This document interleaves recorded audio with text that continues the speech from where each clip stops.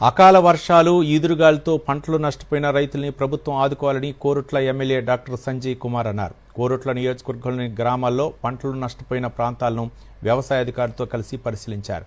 నిన్న సాయంత్రం కురిసిన అకాల వర్షాలు ఈదురుగాళ్లకు కోరుట్ల, మెట్టిపల్లి, ఇబ్రహీంపట్నం, మల్లాపూర్, రాయకల్ మండలాల్లో వరి, మామిడి, నువ్వులు, సజ్జలు పంటలకు భారీగా నష్టం జరిగింది.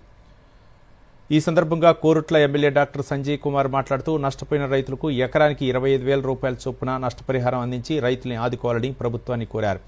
కౌలుకు తీసుకుని పంట సాగు చేస్తున్న రైతుల బాధ వర్ణనాతీతమని అన్నారు.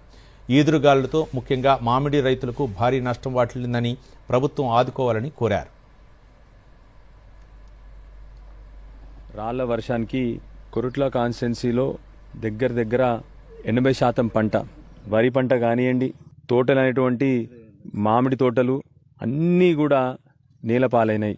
రైతులు గత 6 నెలల నుంచి పడ్డ కష్టం నిన్న ఒక్క సాయంకాలం 1 గంట సేపు పడ్డ వడగండ్ల వర్షానికి మొత్తాన్ని కూడా నేలపాలైనాయి. కౌలు రైతుల పరిస్థితి అయితే చాలా దారుణంగా ఉంది. వాళ్ళ పరిస్థితి దయచేసి ప్రభుత్వం వాళ్ళందరినీ మీరు పెద్ద మనసుతో రైతుల్ని, స్పెషల్లీ మా వ్యవసాయ శాఖ మంత్రి తుమ్మల నాగేశ్వరరావు గారికి నా విన్నపం, మీరు పెద్ద మనసుతో రైతులందరూ కూడా చాలా కష్టంలో ఉన్నారు. వాళ్ళకి మీరు కనీసం ఎకరానికి 25,000 రూపాయలన్నా మీరు ఇవ్వాలని చెప్పి మిమ్మల్ని స్పందించాలని చెప్పి మిమ్మల్ని కోరుతా ఉన్నాను నేను.